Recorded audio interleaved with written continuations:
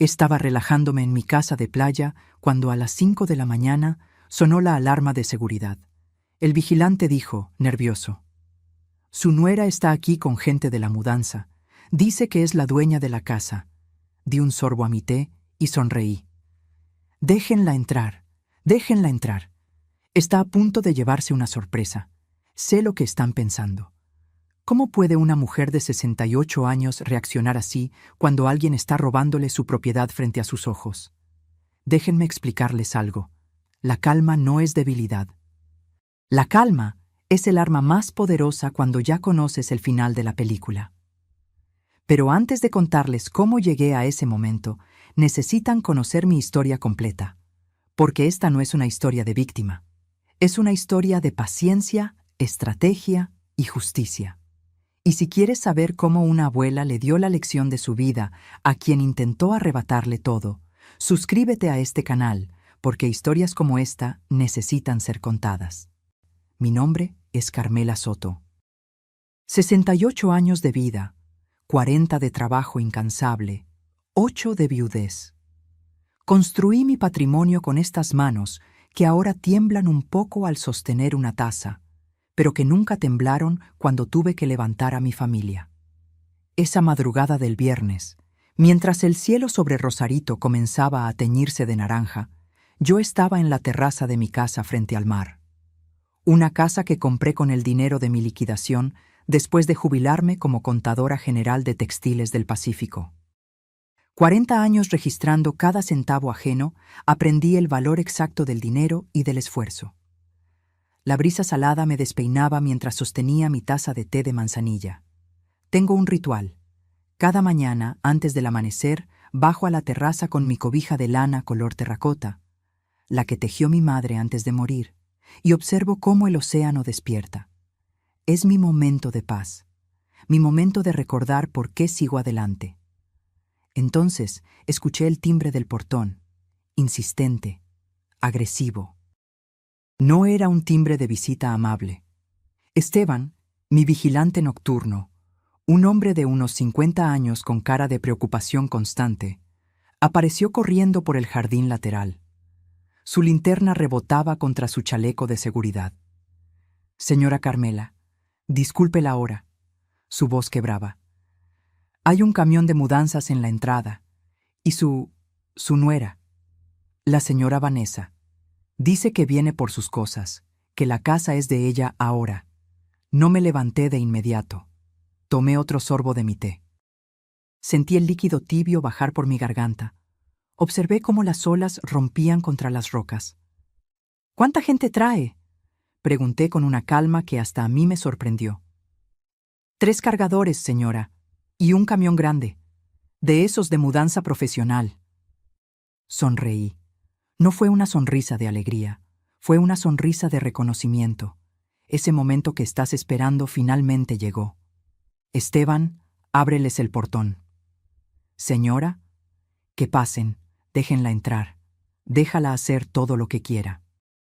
Esteban me miró como si me hubiera vuelto loca, y tal vez lo parecía.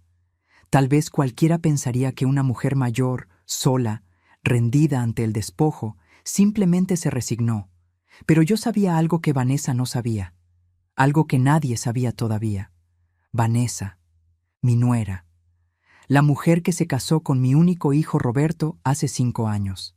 La mujer de 36 años, hermosa como portada de revista, inteligente como serpiente, ambiciosa como hiena. Cuando Roberto me la presentó, yo quise creer en ella. Quise creer que mi hijo, después de 2 relaciones fallidas, finalmente había encontrado a alguien que lo amara de verdad. Roberto tenía 43 años, trabajaba como ingeniero civil en una empresa constructora, ganaba bien, pero nunca tuvo cabeza para los negocios. Siempre fue noble, demasiado noble. Vanessa llegó a nuestras vidas como un vendaval perfumado, guapa, educada, con ese modo de hablar que hace que todo suene importante. Decía trabajar en marketing digital, pero nunca la vi realmente trabajar. Al principio me abrazaba, me llamaba Mamá Carmela, traía postres cuando nos visitaba, pero yo no soy tonta. Nunca lo fui. Noté cómo sus ojos recorrían mi casa cada vez que venía, cómo preguntaba con demasiado interés sobre mi jubilación, mis propiedades, mis planes, cómo susurraba con Roberto cuando pensaban que yo no escuchaba. Ahora, mientras escuchaba el motor del camión entrando a mi propiedad, mientras escuchaba los pasos apresurados de los cargadores, mientras escuchaba la voz autoritaria de Vanessa dando órdenes, recordé el momento exacto en que supe que esta mujer no había entrado a mi familia por amor. Fue hace 2 años, una cena de Navidad. Roberto trajo el tema casual de que yo debería facilitar la herencia antes de tiempo, que así evitábamos impuestos. Vanessa asentía a su lado, con esa sonrisa que ya no me parecía cálida, sino calculadora. Esa noche, cuando se fueron, lloré, no por el dinero, sino porque mi hijo me veía como un obstáculo entre él y su futuro. Pero las lágrimas se secaron, y en su lugar creció algo más duro, más inteligente. Terminé mi té, me puse de pie, ajusté mi bata de algodón color marfil y mis pantuflas. Me recogí el cabello gris en una coleta sencilla y caminé hacia el interior de la casa. Porque Vanessa estaba a punto de aprender la lección más cara de su vida, y yo estaba lista para enseñársela. Pero lo que Vanessa no sabía era que yo había estado preparando este momento durante meses, y lo que estaba por descubrir cambiaría todo. Desde la ventana del segundo piso, observé cómo Vanessa dirigía a los cargadores como si fuera la dueña de un imperio. Llevaba unos jeans ajustados, blusa blanca de seda y lentes oscuros a pesar de que apenas amanecía. Su cabello castaño perfectamente liso caía sobre sus hombros. Siempre impecable, siempre en control, o eso creía ella. Esa sala completa señalaba hacia mi terraza. Los muebles de jardín son de teca, cuestan una fortuna. El sofá gris de la sala principal, la mesa de centro de mármol, todo lo que vende valor al camión. Los cargadores se miraban entre sí, incómodos. Uno de ellos, un muchacho joven con gorra, preguntó: ¿Tiene documentos que acrediten que esto es suyo, señora? Vanessa sacó una carpeta de su bolsa Louis Vuitton, auténtica, por supuesto, comprada con el dinero de Roberto, y mostró unos papeles. Aquí está todo. Donación firmada por la propietaria anterior. Todo legal. Mentira. Una mentira tan grande que casi me hizo reír desde mi ventana. Verán, necesito contarles cómo empezó todo esto. Cómo llegué a tener una nuera capaz de robarme mientras yo respiraba. Conocí a Vanessa hace 5 años en una fiesta de cumpleaños de Roberto. Él la llevó del brazo, radiante, con esa sonrisa que no le veía desde que era niño. Ella usaba un vestido rojo que abrazaba su figura, tacones altos, maquillaje perfecto. Cuando me saludó, tomó mis manos entre las suyas. Señora Carmela, Roberto me ha hablado tanto de usted. Es un honor conocer a la mujer que crió a un hombre tan maravilloso. Las palabras correctas, el tono correcto, la sonrisa correcta. Pero yo he vivido 68 años y una aprende a leer lo que está detrás de las sonrisas.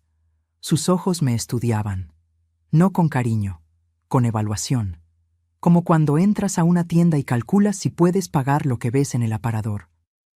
Los primeros meses fueron teatro puro. Vanessa venía a mi casa en Ciudad de México cada domingo. Ayudaba en la cocina, preguntaba por mi salud, traía flores. Roberto estaba encantado. Yo quería estar equivocada, quería que mi instinto me estuviera mintiendo. Pero entonces empezaron los cambios sutiles. Las visitas se hicieron quincenales, luego mensuales. Roberto comenzó a cancelar comidas conmigo porque Vanessa había planeado algo. Cuando yo llamaba, él sonaba apurado, distraído, siempre con prisa. Una tarde lo confronté. Fue en mi cocina, 6 meses después de la boda. Roberto había venido solo, cosa rara ya. «Hijo, siento que te estoy perdiendo», le dije mientras le servía café. Él evitó mi mirada. «Mamá, no es eso, es solo que Vanessa piensa que eres muy invasiva. Dice que necesitamos espacio para construir nuestro matrimonio». Invasiva. Esa palabra me atravesó como cuchillo. ¿Invasiva por querer ver a mi hijo? No lo tomes personal. Ella viene de una familia diferente, más independiente, más independiente. Como si amar a tu familia fuera una debilidad. Tragué mi dolor. Sonreí. Le dije que entendía, pero esa noche, sola en mi casa, lloré hasta quedarme sin lágrimas. Mi esposo había muerto 8 años atrás de un infarto fulminante. Roberto era todo lo que me quedaba, y alguien me lo estaba quitando, pedazo por pedazo. Los meses pasaron, las distancias crecieron. Roberto dejó de contarme de su vida. Ya no sabía si tenía problemas en el trabajo, si estaba feliz, si dormía bien. Vanessa había construido un muro entre nosotros, ladrillo a ladrillo, con palabras suaves y sonrisas venenosas. Y entonces comenzaron las insinuaciones sobre el dinero. Fue en una cena familiar, hace 2 años y medio. Roberto y Vanessa me invitaron a un restaurante elegante en Polanco. Yo pensé que querían reconciliarse conmigo. Llegué con esperanza en el pecho. Vanessa pidió vino caro. Roberto parecía nervioso. A mitad de la cena, ella soltó la pregunta con una sonrisa dulce. «Mamá Carmela, Roberto me contó que tienes 3 propiedades. ¡Qué bendición!, ¿verdad? Debe ser complicado administrar todo eso a tu edad, a mi edad, como si los 66 años que tenía entonces me hicieran incapaz». «Las administro bien, gracias», respondí, cortante. «Claro, claro. Solo decía que... Bueno, Roberto es tu único heredero. Y con los impuestos sobre herencias tan altos en México, sería más inteligente hacer una donación en vida. Así evitas que el gobierno se quede con la mitad». Roberto miraba su plato. No me defendió. No dijo, «No es el momento», o «Eso lo decidirá mi mamá». Solo silencio cómplice. «Mis propiedades están en un fideicomiso», respondí.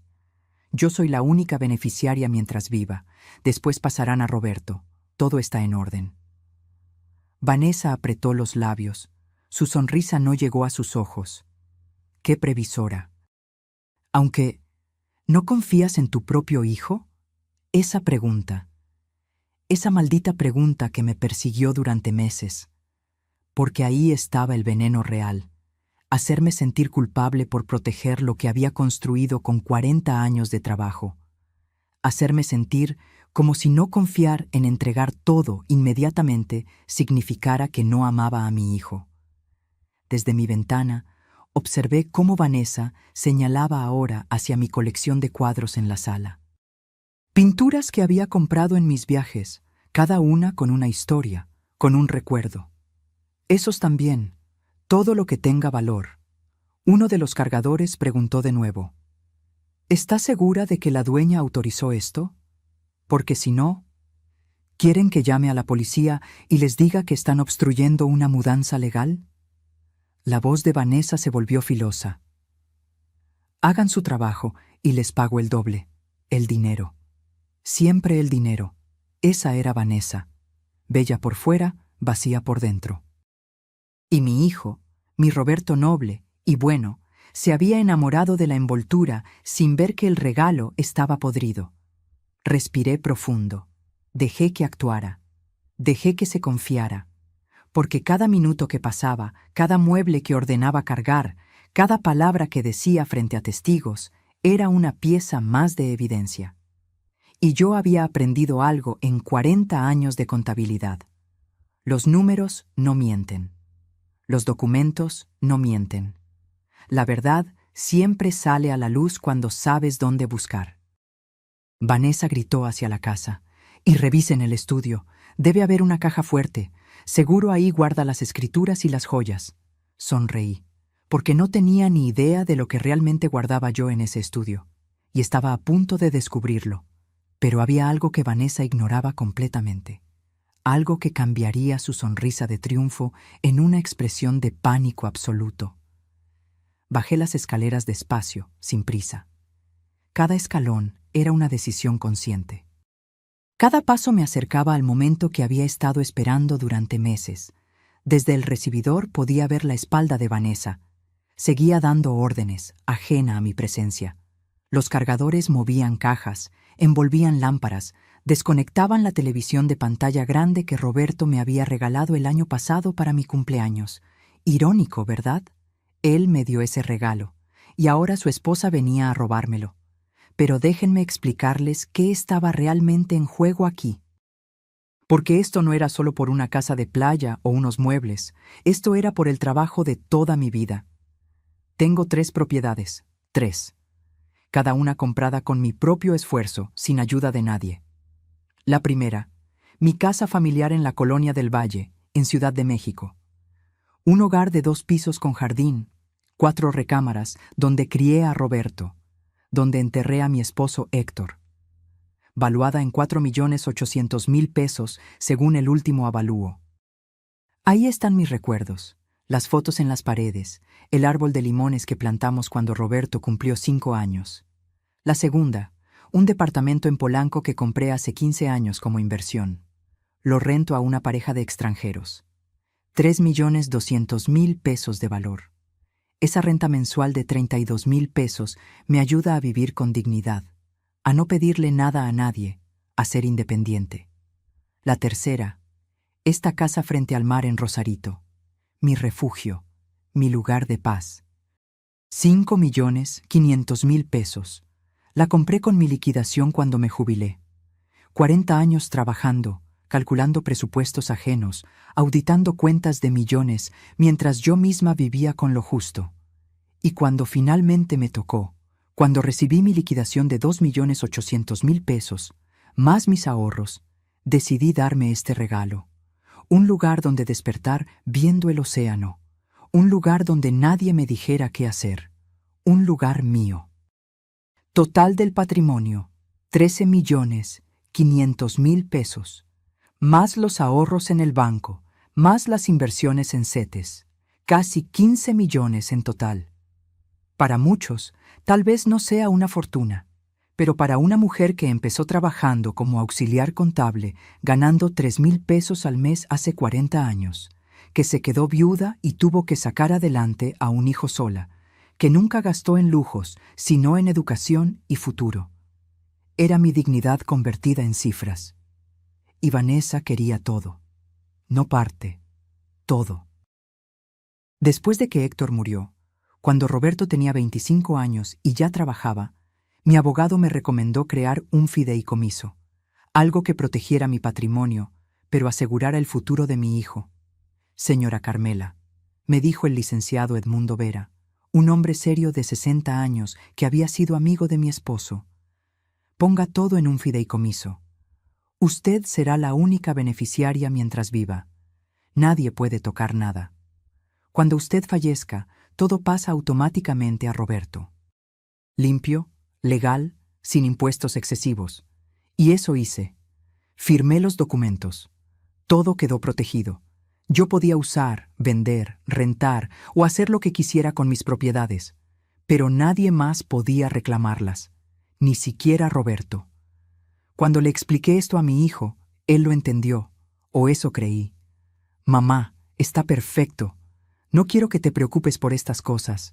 Solo quiero que vivas tranquila. Esas fueron sus palabras. Hace 8 años, cuando todavía era mi Roberto, antes de Vanessa.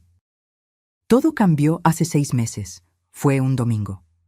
Roberto y Vanessa aparecieron sin avisar en mi casa de Ciudad de México. Yo estaba en el jardín podando las rosas. Vanessa traía una carpeta en las manos y una expresión que ya no intentaba disfrazar de amabilidad. «Mamá, necesitamos hablar», dijo Roberto, sin siquiera saludarme con un beso. Nos sentamos en la sala. Vanessa abrió la carpeta y sacó unos documentos impresos. «Mira, mamá Carmela, Roberto y yo hemos estado investigando. Si donas las propiedades ahora, en vida, los impuestos son mucho menores y además, hizo una pausa calculada. A tu edad, ¿no sería mejor simplificar? No tener que preocuparte por administrar todo esto. A mi edad, otra vez esa frase. No necesito simplificar nada, estoy perfectamente capaz». «Claro que sí», intervino Roberto, pero su voz sonaba ensayada. «Nadie dice lo contrario, solo que Bueno, Vanessa y yo queremos comprar una casa más grande. Estamos pensando en tener hijos pronto. Y si pudiéramos vender el departamento de Polanco o pedir un préstamo con garantía de estas propiedades, ahí estaba, la verdad desnuda. Querían mi patrimonio como garantía para sus planes, para su vida, como si mis 40 años de trabajo fueran simplemente un recurso disponible para sus caprichos. La respuesta es no. Vanessa dejó caer su máscara completamente. ¿No confías en tu propio hijo?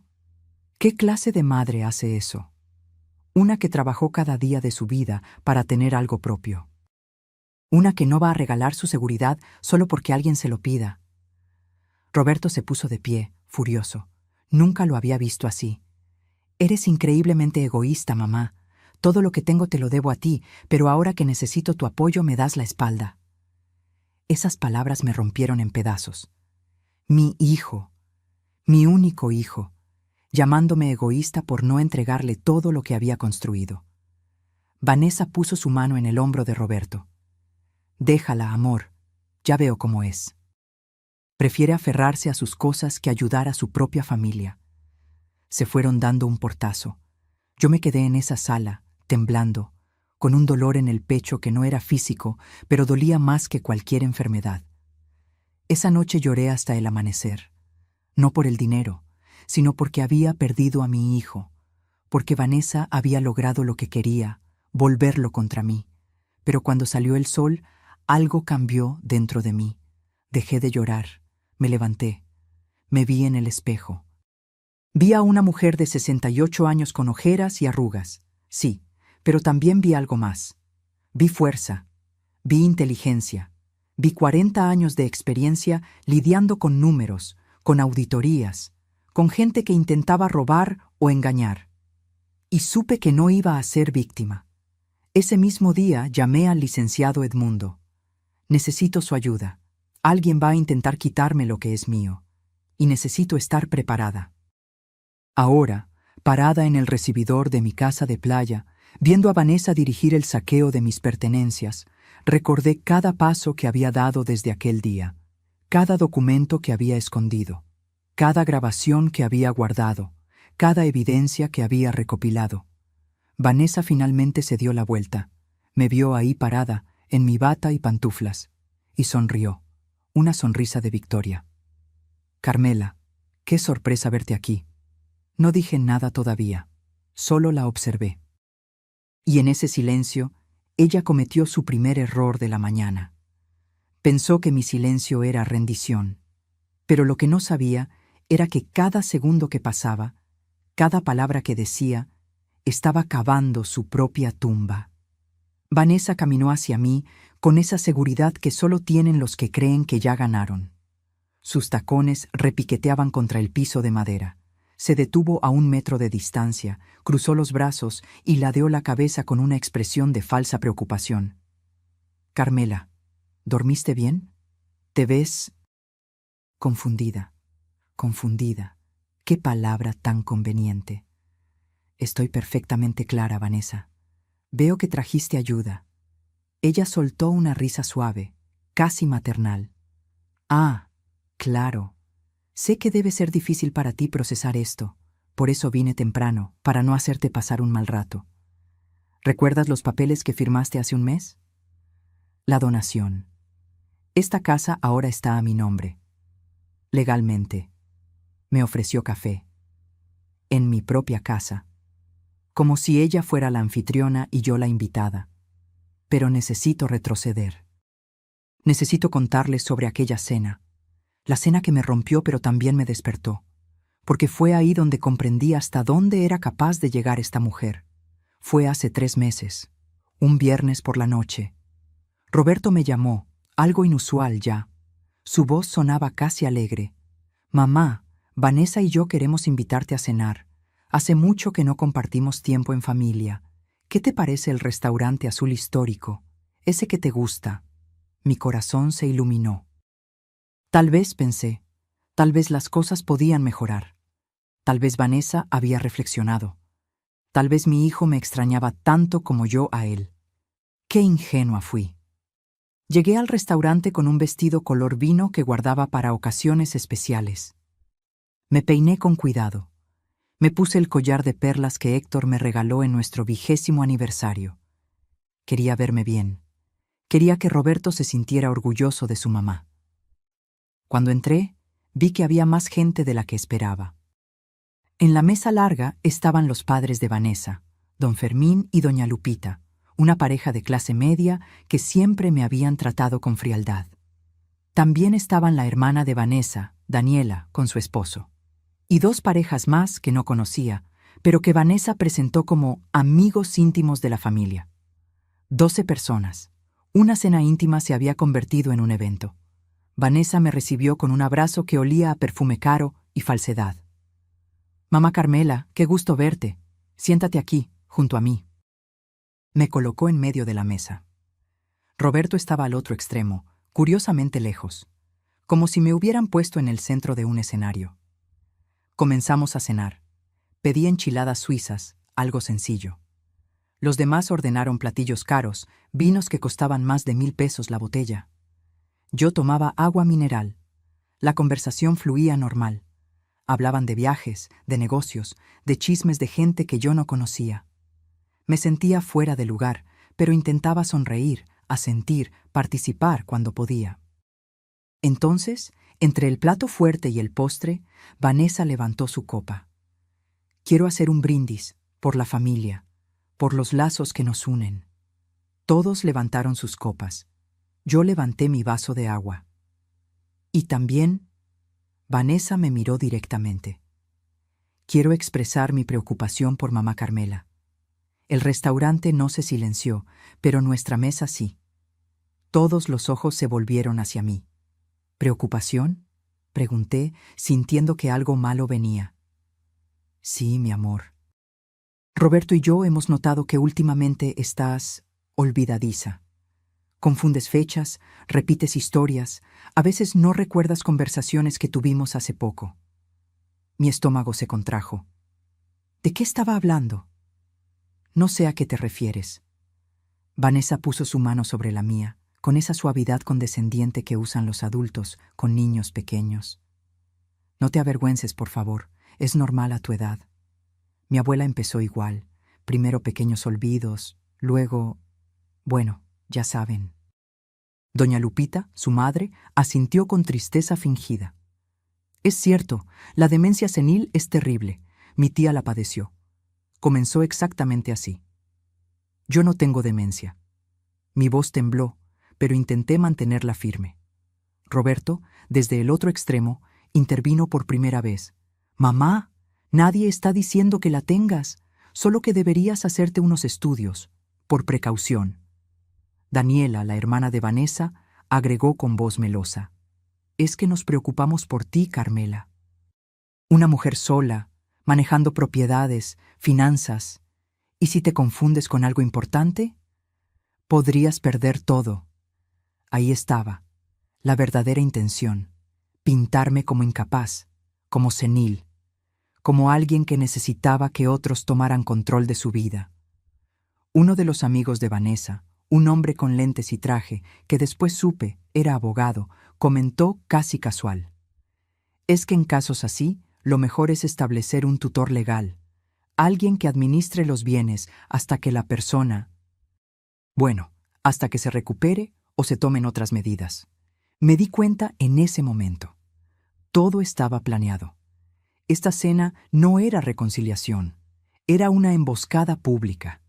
Una humillación diseñada para que testigos respetables vieran a una anciana confundida, para construir un caso que justificara quitarme el control de mi patrimonio. Vanessa continuó, dirigiéndose a los invitados: «Por eso, Roberto y yo queremos convencerla de que firme un poder notarial, por su propia seguridad. Así, si algo pasa, si se confunde o necesita ayuda, nosotros podemos actuar rápido». Las miradas de lástima me atravesaban. Me veían como un problema, como una vieja terca que no aceptaba su deterioro. Intenté hablar, defenderme, pero mi garganta estaba cerrada. Las lágrimas peleaban por salir y yo no podía dejarlas. No delante de esta gente, no darles esa satisfacción. No necesito ningún tutor, logré decir. Estoy perfectamente bien. Vanessa suspiró, como si lidiara con una niña caprichosa. Eso es exactamente lo que dicen todos los pacientes en etapas tempranas. La negación es parte del proceso. Roberto no dijo nada. Mi hijo, mi única familia de sangre, estaba sentado ahí, dejando que su esposa me destruyera frente a extraños. Y su silencio dolió más que cualquier palabra. Me levanté de la mesa. Dejé mi servilleta sobre el plato. Tomé mi bolsa. Disculpen, pero no me siento bien. Me retiro. Nadie intentó detenerme. Bueno, Vanessa hizo un gesto dramático. ¿Ves? Se altera con facilidad. Otro síntoma. Salí del restaurante con la poca dignidad que me quedaba. Pedí un taxi. Y durante todo el camino a casa, lloré. Lloré por mi hijo perdido. Lloré por la crueldad. Lloré porque me sentí pequeña, humillada, indefensa. Llegué a mi casa vacía. Me quité el vestido color vino y lo aventé al fondo del closet. Me quité las perlas. Me miré al espejo y vi a una mujer destruida. Pero esa noche, entre las lágrimas y el insomnio, algo dentro de mí se endureció. Me negaba a ser víctima. Me negaba a que esta mujer me robara no solo mi patrimonio, sino mi dignidad, mi historia, mi valor. A la mañana siguiente hice 3 llamadas. Primera, al licenciado Edmundo Vera, mi abogado. Segunda, a un investigador privado cuyo nombre me había dado una amiga años atrás. Tercera, a mi médico de cabecera, el doctor Fuentes, para que me hiciera todos los estudios cognitivos posibles y documentara que estaba en plenas facultades mentales. Si Vanessa quería guerra, la tendría. Pero sería una guerra que ella no vería venir.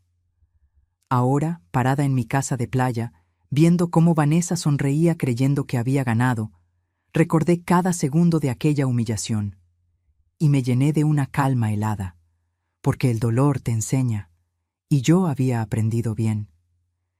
¿Quieres ese café, Carmela?, preguntó Vanessa señalando hacia la cocina como si fuera suya. Sonreí. Por primera vez en meses, sonreí de verdad. No, gracias. Prefiero esperar a que lleguen mis invitados. Vanessa parpadeó, confundida. ¿Qué invitados? Y justo en ese momento sonó el timbre del portón. El timbre sonó una vez, 2 veces, insistente. Vanessa miró hacia la puerta, luego a mí. Por primera vez esa mañana vi una sombra de duda cruzar su rostro. ¿Quién más viene a estas horas? No respondí. Solo caminé hacia la entrada con pasos lentos, deliberados. Esteban ya había abierto el portón. Escuché el motor de un auto, luego otro. Pasos aproximándose. Pero antes de que les cuente quién llegó, necesitan entender cómo preparé este momento. Porque la justicia no llega sola.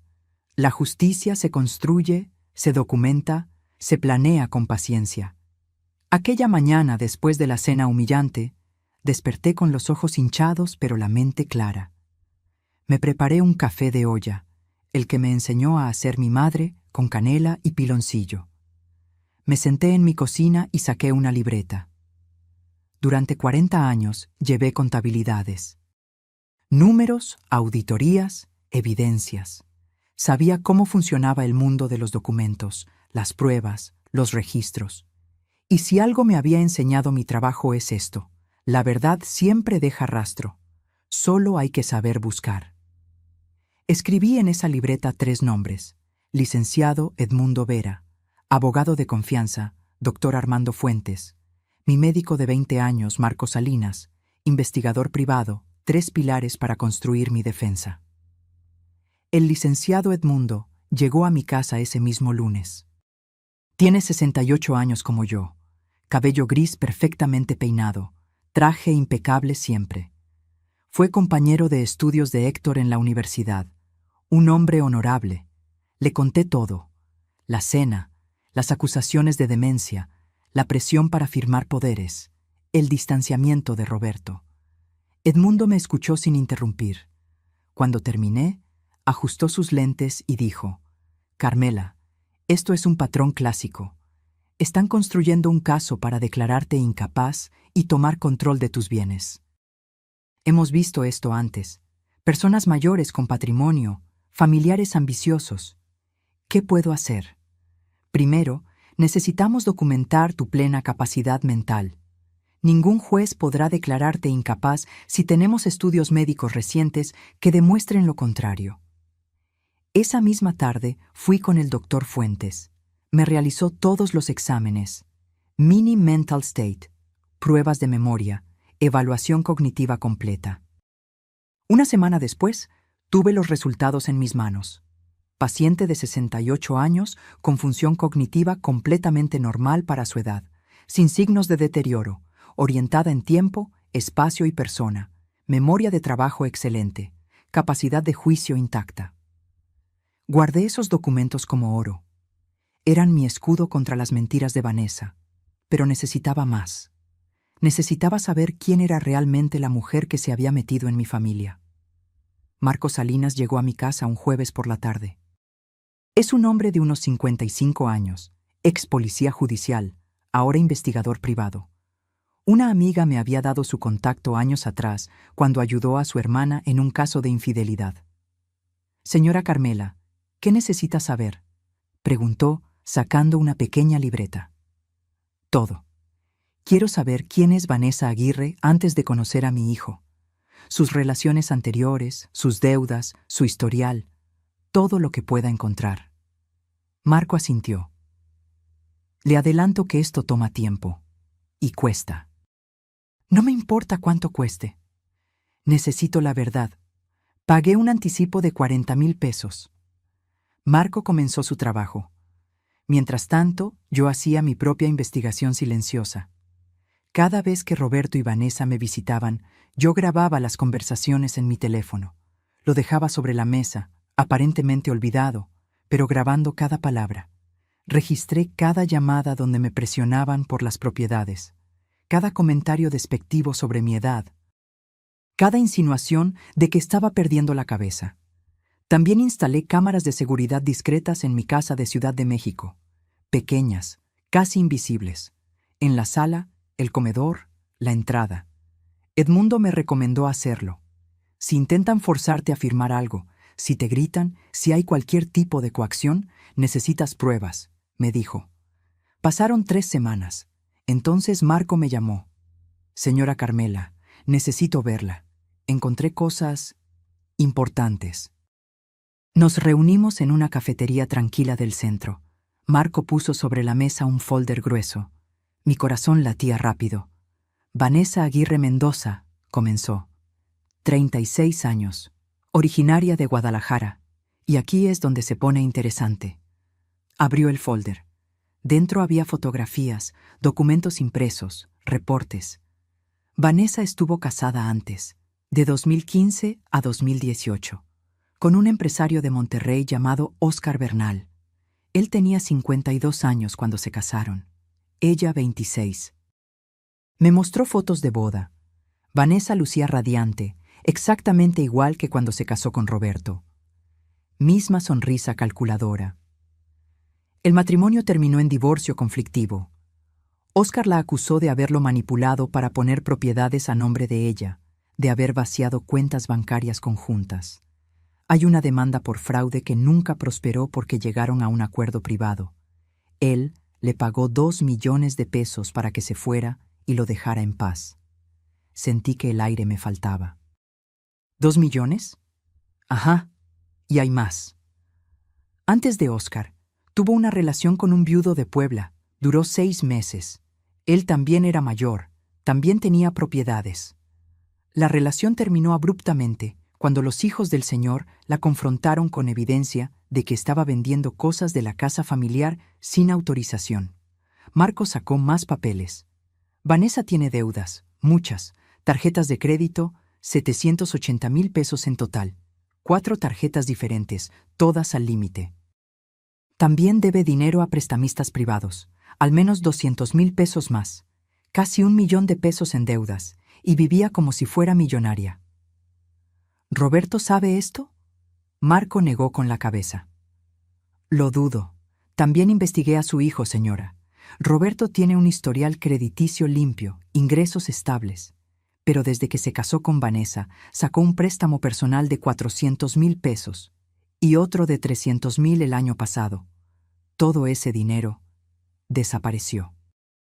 Mi hijo estaba endeudado por culpa de ella, tragando deudas que ni siquiera sabía que tenía. Y el golpe final.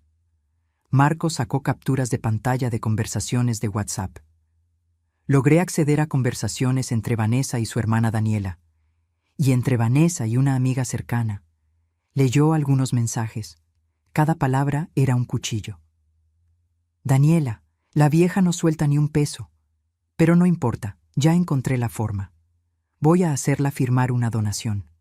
La convenceré de que está perdiendo la memoria. Roberto es un tonto útil. Hace todo lo que le digo. Su mamá tiene casi 15 millones en propiedades. Si logro que done solo una, ya valió la pena este matrimonio aburrido. No voy a esperar a que se muera. Tengo deudas que pagar ahora. La voy a presionar hasta que ceda.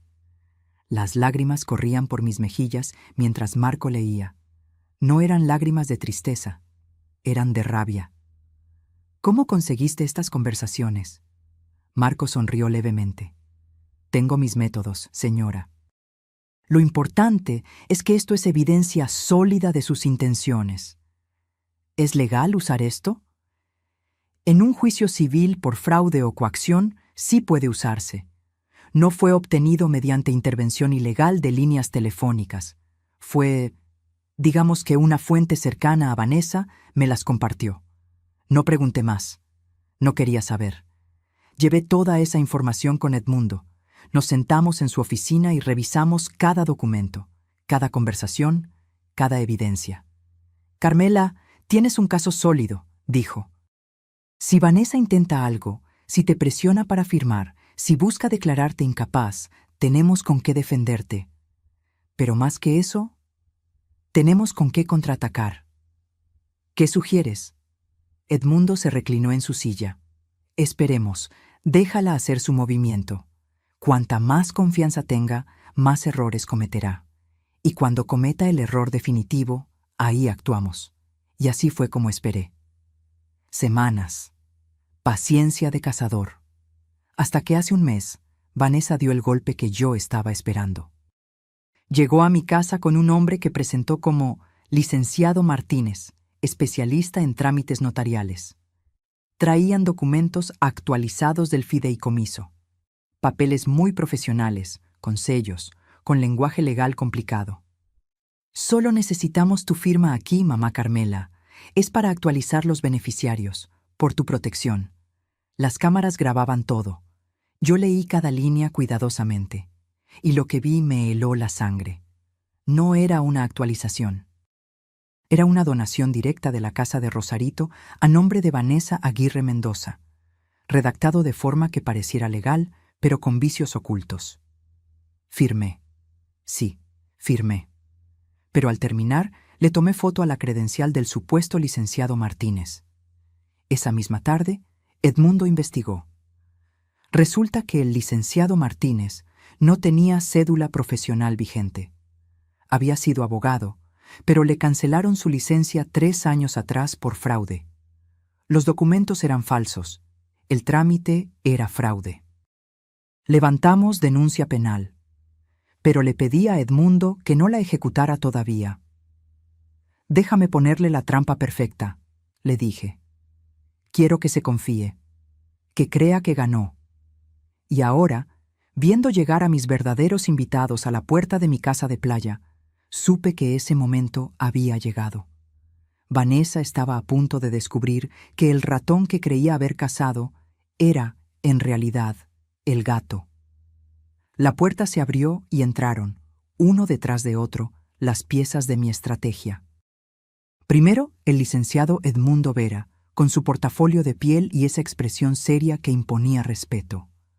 Detrás de él, Marco Salinas, el investigador, cargando una caja de archivos. Y finalmente, 2 personas que hicieron que el color abandonara por completo el rostro de Vanessa.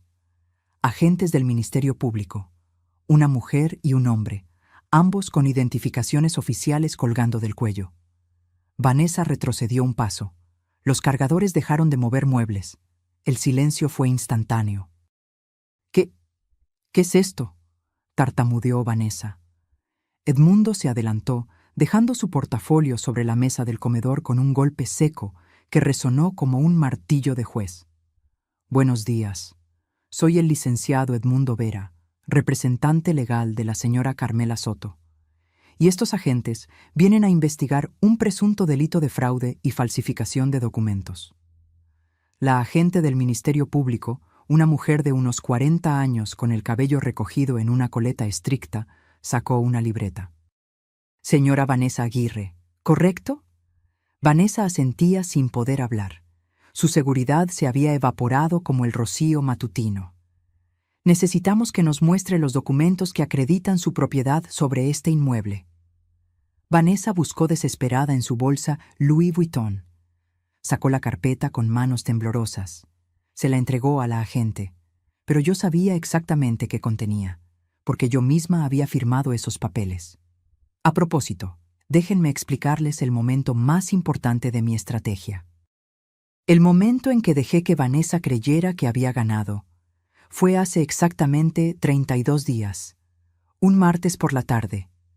Vanessa llegó a mi casa en Ciudad de México con ese hombre al que presentó como licenciado Martínez. Era alto, de unos 50 años, con traje gris barato y un maletín desgastado. Sonreía demasiado. Sus ojos evitaban el contacto directo. Yo ya había activado las cámaras ocultas. Cada palabra, cada gesto quedaría grabado. Mamá Carmela, qué alegría verte. Vanessa me besó la mejilla, dejando una marca de lápiz labial que sentí como veneno. Mira, te traje al licenciado Martínez. Él se especializa en trámites de fideicomiso. Roberto y yo pensamos que sería bueno actualizar algunos documentos.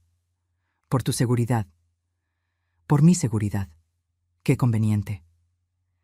El supuesto licenciado extendió los papeles sobre mi mesa de comedor. Documentos con sellos aparentemente oficiales, con lenguaje legal denso, con esos párrafos largos que hacen que la gente solo busque la línea de firma y termine. Señora Soto, esto es un trámite rutinario. Básicamente estamos actualizando los beneficiarios de su fideicomiso para que en caso de cualquier eventualidad la transición sea más rápida y eficiente. Tomé los documentos, los leí despacio, muy despacio. Y ahí estaba, escondido en el párrafo 8 de la página 3. La parte donante cede en propiedad plena y sin reservas el inmueble ubicado en Playas de Rosarito, Baja California, a favor de la señora Vanessa Aguirre Mendoza, quien acepta dicha donación en este acto. No era una actualización, era una transferencia directa de propiedad, un regalo disfrazado de trámite. Aquí dice que estoy donando mi casa de Rosarito, señalé el párrafo. El falso licenciado se removió incómodo. Bueno, técnicamente sí, pero es un procedimiento para simplificar la herencia futura. Los impuestos serán menores si se hace en vida. Su hijo le aconsejó esto, ¿verdad, señora Vanessa? Vanessa asintió con esa sonrisa dulce que ya me daba náuseas. Es por tu bien, mamá Carmela. Así Roberto y yo podemos ayudarte mejor. Y cuando necesites algo, ya no tendrás que preocuparte por la casa. Nosotros nos encargaremos. Traducción. Cuando te mueras, ya será nuestra. Pero mejor aún, desde ahora será nuestra, y tú simplemente desaparecerás. Miré al supuesto licenciado a los ojos. ¿Puedo ver su cédula profesional? Se puso pálido. Buscó en su maletín con movimientos torpes. Ah, claro, por supuesto. Aquí está. Me mostró una identificación. Tomé mi teléfono como si necesitara mis lentes de aumento para ver mejor y le saqué una foto discreta. Fotografié también su credencial de elector que alcancé a ver en su cartera abierta. Todo parece estar en orden, dije con voz de anciana cansada, el papel que ellos querían que interpretara. Firmé cada página, cada inicial, cada rúbrica. Vanessa casi no podía contener su emoción. Sus ojos brillaban, El falso licenciado guardó rápidamente los documentos. Perfecto. En unos días tendrá su copia certificada, y la nueva escritura llegará en aproximadamente 3 semanas. Se fueron con prisa. Vanessa me besó la frente como si fuera una niña buena que acababa de terminar su tarea. Gracias, mamá Carmela. Verás que esto es lo mejor. En cuanto cerré la puerta, llamé a Edmundo. Ya cayó en la trampa. Tengo todo grabado. Esa misma tarde, Edmundo investigó al tal licenciado Martínez. Su nombre real era Héctor Martínez Fuentes. Había sido abogado hasta 2021, cuando la barra de abogados le revocó su cédula por falsificación de documentos en un caso de herencias. 3 años inhabilitado. No podía ejercer legalmente. Los documentos que me hizo firmar no tenían validez alguna. Eran papel decorado. Peor aún, era un delito. Fraude equiparado, falsificación de documentos públicos, usurpación de profesión. Carmela, podemos proceder de inmediato, dijo Edmundo. Con esto la metemos a la cárcel. No, respondí con una calma que me sorprendió a mí misma. Todavía no. Déjala que se confíe más. Quiero que cometa su error más grande, que se exponga completamente, que no tenga forma de negarlo. ¿Estás segura? Mientras más tiempo pase, más puede complicarse. Estoy segura. Conozco a esta mujer. No se va a conformar con tener los papeles, va a querer la casa, va a querer venir a tomar posesión, y cuando lo haga, ahí la atraparemos con las manos en la masa. Y tuve razón. 3 semanas después, los documentos falsos llegaron por mensajería a mi casa de Ciudad de México. Copias certificadas falsas, sellos apócrifos, todo un montaje impresionante. Vanessa tenía contactos en el mundo del fraude, eso estaba claro. Me llamó esa misma tarde. Mamá Carmela, ya llegaron los papeles. Todo está listo. Roberto y yo pensamos ir a Rosarito este fin de semana para revisar algunas cosas de la casa. Ya sabes, como ahora es nuestra responsabilidad. Por supuesto, hija. Vayan cuando quieran. No estarás ahí este fin de semana, ¿verdad? No. Planeo quedarme en la Ciudad de México. Tengo una cita médica el lunes. Mentira. Yo estaría en Rosarito, esperándola. Ahora, parada en mi sala, viendo cómo la agente del Ministerio Público revisaba página por página los documentos falsos, sentí una satisfacción profunda. Edmundo se acercó a mí y me entregó un folder. Lo abrí. Dentro estaban los documentos reales. Las escrituras verdaderas de mi casa, registradas en el registro público de la propiedad, a mi nombre, dentro del fideicomiso intocable. Agente, dije con voz clara y firme, esos papeles que tiene en sus manos son falsos. Fueron elaborados por un abogado inhabilitado que se hizo pasar por profesional activo. Yo firmé bajo engaño, creyendo que era un trámite de actualización. Tengo grabaciones de la conversación completa donde se demuestra el fraude. Marco Salinas abrió su caja y sacó una laptop. La conectó a mi televisión. Y ahí, en pantalla grande, comenzó a reproducirse el video. Vanessa y yo sentadas en mi comedor. El falso licenciado mintiendo sobre el trámite. Yo preguntando específicamente sobre cada cláusula. Ellos asegurándome que era rutinario, que era para mi protección. Y luego, el momento dorado, cuando el falso licenciado guardó los papeles y Vanessa le dijo, creyendo que la cámara no alcanzaba a captar: ¿cuánto tiempo hasta que podamos vender? 2 meses máximo. Le hago una escritura falsa pero que pase las verificaciones superficiales. Con eso puede firmar una promesa de compraventa y sacar dinero de un comprador anticipado. Vanessa en la pantalla sonreía. En mi sala, Vanessa temblaba. El agente del Ministerio Público levantó la vista. Señora Aguirre, queda detenida por los delitos de fraude, falsificación de documentos y asociación delictuosa. Tiene derecho a guardar silencio. Vanessa explotó. Esto es una trampa. Carmela me obligó a firmar. Ella está senil, no sabe lo que hace. Edmundo sacó otro folder. Los estudios médicos, perfectamente legales, certificados, con fechas recientes. Aquí están las evaluaciones cognitivas de mi clienta, realizadas hace 2 semanas por 3 especialistas diferentes. Todos concluyen plena capacidad mental. ¿Quiere ver también las grabaciones de la cena donde usted la acusó públicamente de demencia sin prueba alguna? Marco puso otro video. La cena en el restaurante azul histórico. Vanessa con su discurso sobre mi supuesta demencia. Los invitados asintiendo. Roberto callado. Esto se llama difamación premeditada, continuó Edmundo. Construir un caso falso de incapacidad para justificar un despojo patrimonial. Vanessa buscaba argumentos, pero no tenía ninguno. Cada defensa que intentaba era aplastada con evidencia. Documentos, videos, grabaciones, testimonios. Entonces hizo lo que hacen todas las personas así cuando se ven acorraladas. Lloró. No fue mi idea. Fue Héctor, el licenciado. Él me convenció. Yo solo quería ayudar a Roberto. Tenemos deudas. Necesitábamos dinero. Ah, sí. Marco sacó otro sobre. ¿Estas deudas? 780,000 pesos en tarjetas de crédito. Todo gastado en ropa, viajes, restaurantes. Nada de eso fue para Roberto, ¿verdad? Le mostró los estados de cuenta. Compras en tiendas de lujo, viajes a Cancún, a Los Cabos, tratamientos de belleza por 40,000 pesos, todo cargado a tarjetas que Roberto ni siquiera sabía que existían. Y aquí, Marco continuó, implacable. Sus conversaciones con su hermana Daniela, donde dice textualmente, Roberto es un idiota útil. Su mamá es la que tiene el dinero. Vanessa se derrumbó, se dejó caer en mi sofá, el mismo sofá que hace media hora ordenaba empacar. Y yo, por primera vez en meses, sentí que podía respirar completo.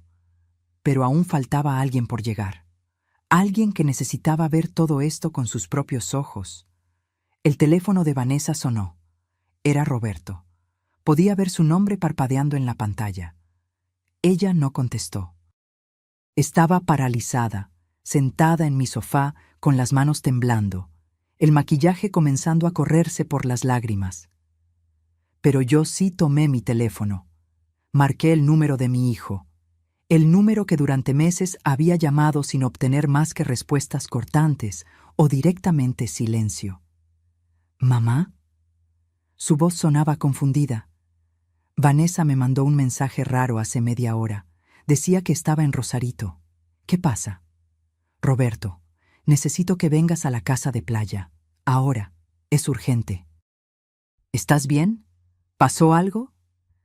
Por primera vez en mucho tiempo, detecté preocupación genuina en su voz, como si una parte del Roberto que yo conocía todavía existiera bajo todas las capas de manipulación. Estoy perfectamente bien, pero necesitas ver algo que cambiará todo lo que crees saber. Hubo una pausa larga. Voy para allá. Llego en 1 hora y media. Colgué. Miré a Vanessa. Ella me miraba con odio puro. Ya no había máscaras. Ya no había sonrisas falsas ni palabras dulces. Solo la verdad desnuda de quién era realmente. Eres una víbora, siseó entre dientes. Una vieja amargada que no puede soportar que su hijo sea feliz. ¿Feliz? Repetí con calma. ¿Llamas felicidad a endeudarlo sin que lo sepa? ¿A aislarlo de su madre? ¿A planear robarle su herencia? Esa herencia le pertenece. Es su derecho. Tú solo eres la custodia temporal de dinero que debería ser de él. Ahí estaba, su verdadera filosofía. Para Vanessa, yo no era una persona. Era un obstáculo temporal entre ella y el dinero. La agente del Ministerio Público interrumpió. Señora Carmela, necesitamos su declaración formal. Y necesitamos que la señora Aguirre nos acompañe para procesarla. ¿Me van a arrestar? Vanessa se puso de pie, histérica. ¡No pueden arrestarme! ¡No hice nada! Ella firmó voluntariamente. Edmundo se adelantó con su tono profesional y gélido. Señora Aguirre, hay evidencia de lo siguiente. Conspiración para cometer fraude, uso de documentación falsa, difamación premeditada y asociación con un profesional inhabilitado para cometer delitos. Son delitos graves. Y sí, va a enfrentar cargos penales.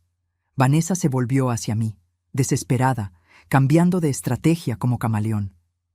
Carmela, por favor, piénsalo. Soy la esposa de tu hijo. Si me metes a la cárcel, destruyes a Roberto. ¿Eso quieres? ¿Destruir a tu propio hijo? Esa pregunta. Ese intento de manipulación final. Me acerqué a ella, la miré directamente a los ojos, y hablé con una voz que no reconocí como mía, porque era más fuerte de lo que había sido en meses. Tú ya destruiste a mi hijo, lo convertiste en alguien que no reconozco. Alguien que grita a su madre, que la llama egoísta, que permite que la humillen en público. Lo endeudaste, lo aislaste, lo manipulaste. Yo no voy a destruir a Roberto. Voy a salvarlo de ti. Las palabras quedaron flotando en el aire. Vanessa no tuvo respuesta. Los cargadores, que habían estado paralizados todo este tiempo, comenzaron a descargar los muebles de vuelta. Uno de ellos, el muchacho joven con gorra, se acercó a mí. Señora, discúlpenos, no sabíamos que esto era un robo. Ella nos dijo que era una mudanza legal. Nos mostró papeles. Tranquilo, hijo, ustedes solo estaban haciendo su trabajo. No son responsables de nada. Los 3 cargadores trabajaron rápido, devolviendo cada objeto a su lugar. La sala volvía a ser mi sala, la terraza volvía a ser mi terraza, mi casa volvía a ser mi casa. Mientras tanto, Marco Salinas preparaba toda la evidencia en orden cronológico. Documentos en carpetas etiquetadas, memorias USB con las grabaciones, copias certificadas de todo. Señora Carmela, dijo, esto es más que suficiente no solo para defenderla, sino para contrademandar. Podría exigir compensación por daño moral, por difamación, por el estrés causado. Negué con la cabeza. No quiero su dinero, nunca quise dinero. Solo quiero mi dignidad de vuelta. Y quiero que mi hijo despierte. Pasó una hora, luego otra. El sol subía en el cielo. La brisa marina entraba por las ventanas abiertas. Yo había preparado café para todos. Los agentes tomaban notas. Edmundo revisaba documentos. Marco organizaba evidencias. Y Vanessa esperaba, custodiada, en silencio. Su teléfono no dejaba de sonar. Roberto llamaba una y otra vez. Finalmente, escuchamos el motor de un auto frenando bruscamente frente a la casa. Pasos apresurados, la puerta abriéndose. Roberto entró como huracán. Tenía el cabello revuelto, la camisa arrugada como si se la hubiera puesto con prisa. Buscó a Vanessa con la mirada, la encontró, luego me vio a mí. ¿Qué está pasando aquí? Mamá, ¿por qué hay policías? ¿Por qué? Se detuvo al ver la escena completa. Los agentes del Ministerio Público. Edmundo con su portafolio. Marco con su laptop abierta. Los cargadores terminando de acomodar los muebles. Alguien explíqueme qué demonios pasa, exigió. Vanessa se levantó del sofá y corrió hacia él, abrazándolo, llorando. Roberto, tu mamá me está acusando de cosas horribles. Me quieren arrestar. Ayúdame, por favor. Roberto me miró por encima de la cabeza de Vanessa, confundido, esperando que yo dijera que esto era un malentendido. Pero no lo era. Roberto, mi voz salió más suave de lo que esperaba. Necesitas sentarte. Hay cosas que debes ver, cosas que debes saber sobre la mujer con la que te casaste. ¿De qué hablas? Vanessa me contó que firmaste una donación, que la casa era para nosotros. ¿Ahora te arrepentiste? Hijo, nunca doné nada. Me engañaron. Tu esposa y un abogado falso me hicieron firmar documentos fraudulentos, y eso es solo el principio. Roberto negó con la cabeza, incrédulo. No. Mamá, estás confundida. Vanessa no haría eso. ¿Confundida? Edmundo intervino. Su madre está en plenas facultades mentales. Tenemos evaluaciones de 3 especialistas diferentes.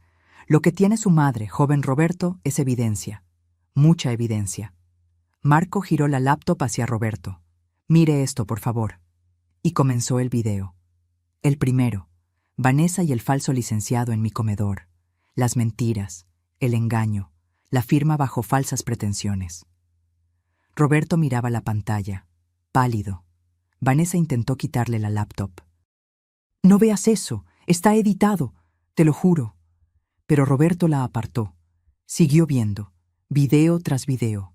La cena en el restaurante donde me acusaban de demencia. Las conversaciones con su hermana llamándolo idiota útil. Los estados de cuenta de tarjetas que él nunca autorizó. Las deudas, las mentiras. Y finalmente, el peor de todos. La grabación donde Vanessa hablaba con el falso licenciado sobre vender mi propiedad lo antes posible. ¿Cuánto tiempo hasta que podamos vender? 2 meses máximo. Roberto se dejó caer en una silla. Su rostro había pasado por todas las emociones posibles: confusión, negación, ira, dolor. Ahora solo quedaba devastación. Vanessa. Su voz era apenas un susurro. ¿Todo esto es verdad? Ella seguía llorando, pero ya no respondía. No podía. No había defensa posible contra la evidencia. ¿Me usaste? ¿Todo este tiempo solo querías el dinero de mi mamá? Silencio. Respóndeme. Roberto gritó, y nunca lo había escuchado gritar así.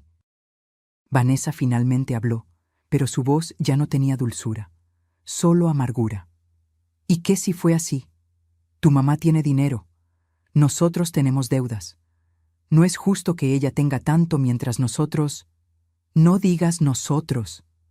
Roberto la interrumpió. Yo no tenía esas deudas. Tú las hiciste. Tú gastaste. Tú mentiste. Se puso de pie. Caminó hacia mí.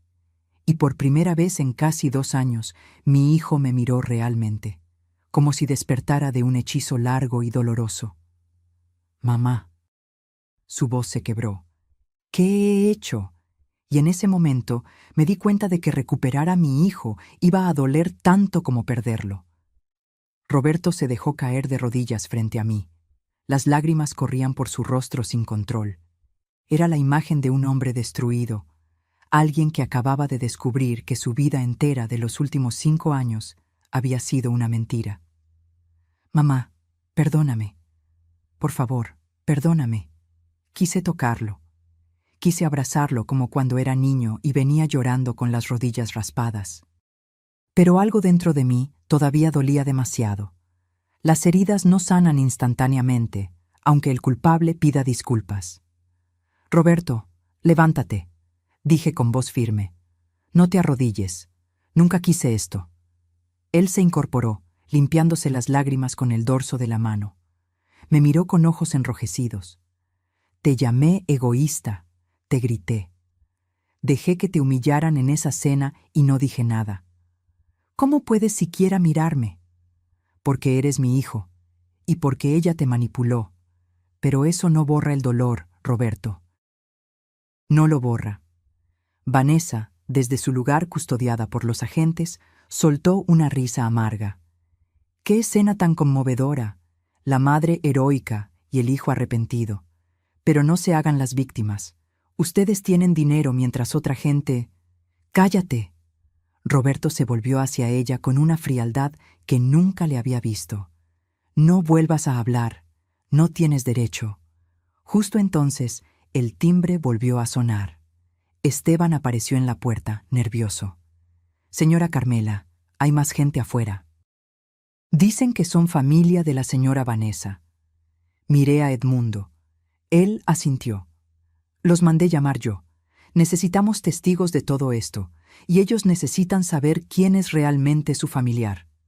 Que pasen. Entraron 3 personas.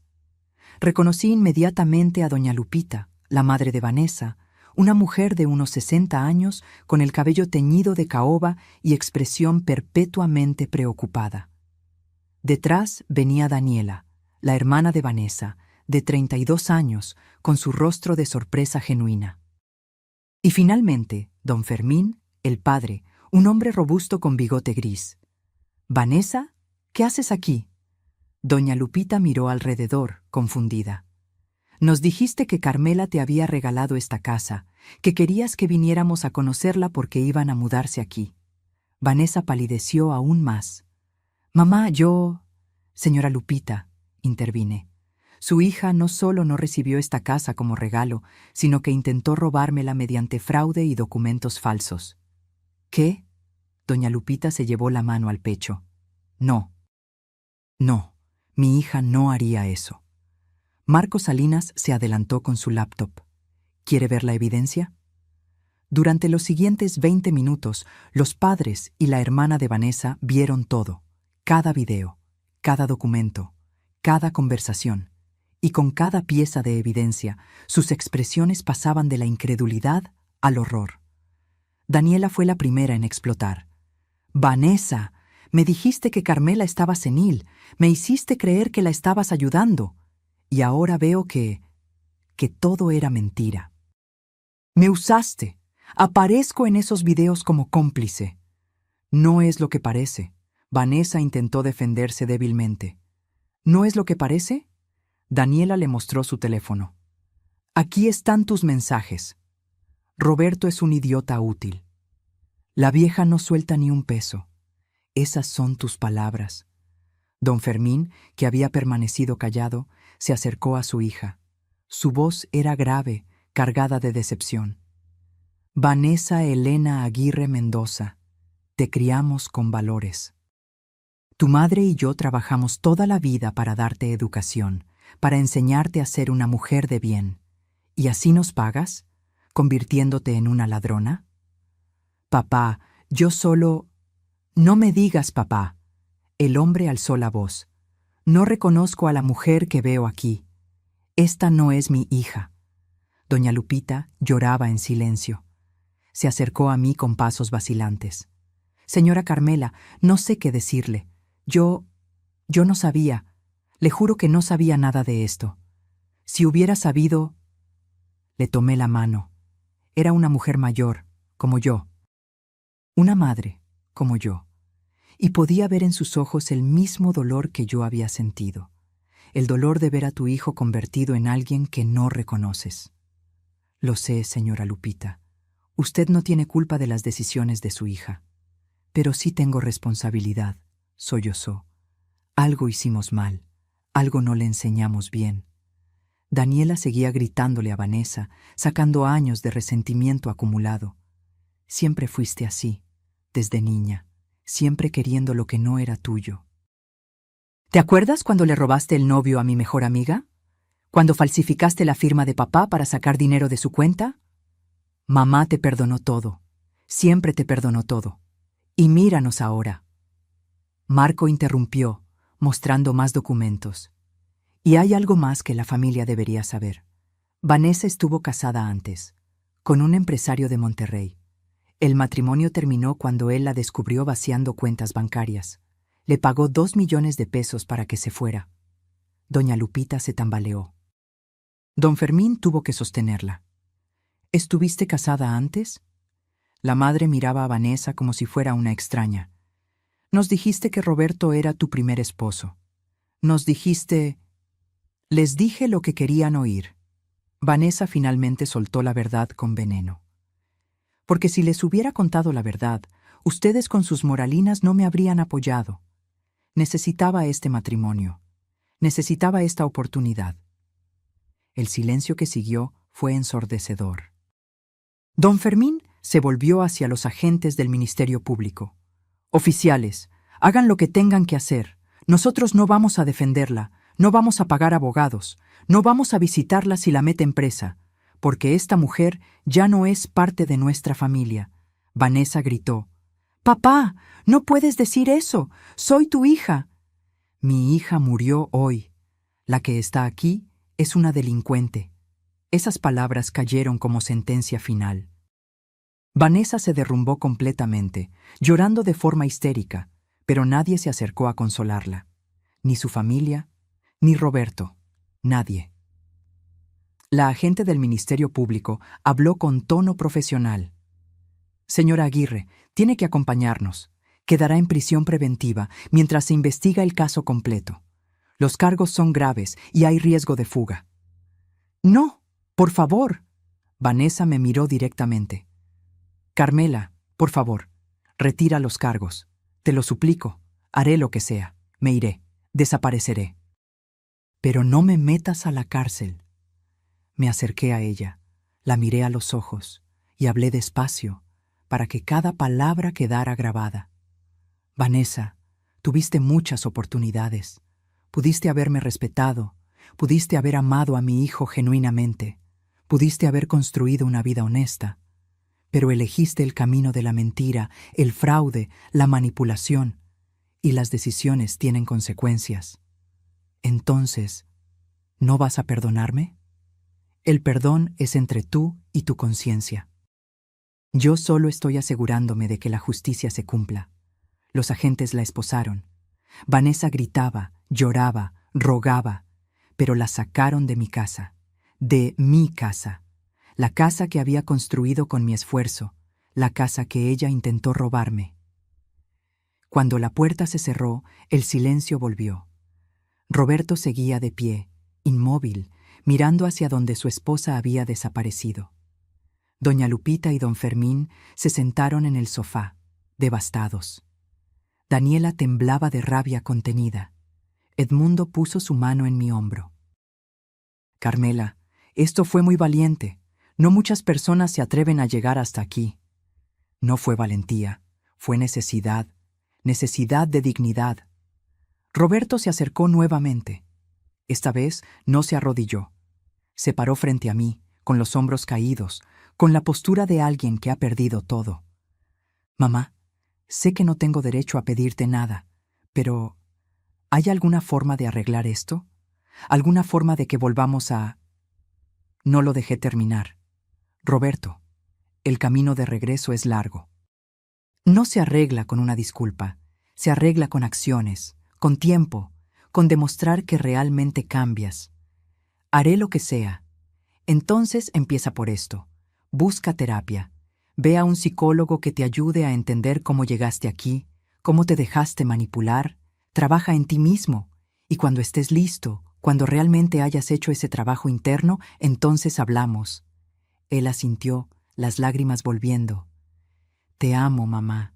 Nunca dejé de amarte. Solo me perdí. Lo sé, hijo, lo sé. Pero aún faltaba tomar la decisión más difícil. ¿Qué hacer con todo esto? Porque la venganza nunca fue mi objetivo. La justicia, sí. Roberto se quedó parado frente a mí, temblando. No del frío, sino de algo más profundo, del peso de entender que había sido ciego durante años, que había cambiado a su madre por una ilusión. Doña Lupita rompió el silencio desde el sofá. Señora Carmela, mi esposo y yo queremos pagarle algo, por los daños, por el sufrimiento que nuestra hija le causó. No tenemos mucho, pero... Levanté mi mano, deteniéndola. No quiero su dinero, señora Lupita. Ustedes no tienen culpa de las decisiones de una mujer adulta. Guarden sus ahorros. Los van a necesitar más que yo. Don Fermín se puso de pie con dificultad, como si sus piernas apenas lo sostuvieran. Tiene razón mi esposa. Algo hicimos mal. Vanessa siempre fue diferente. Desde niña, mentía con facilidad. Manipulaba situaciones para salirse con la suya. Pensamos que maduraría. Que el matrimonio la cambiaría. El matrimonio no cambia a nadie, dije suavemente. Solo revela quiénes son realmente. Daniela, la hermana, seguía de pie junto a la ventana, mirando el océano. Habló sin voltear. Yo sabía que algo andaba mal.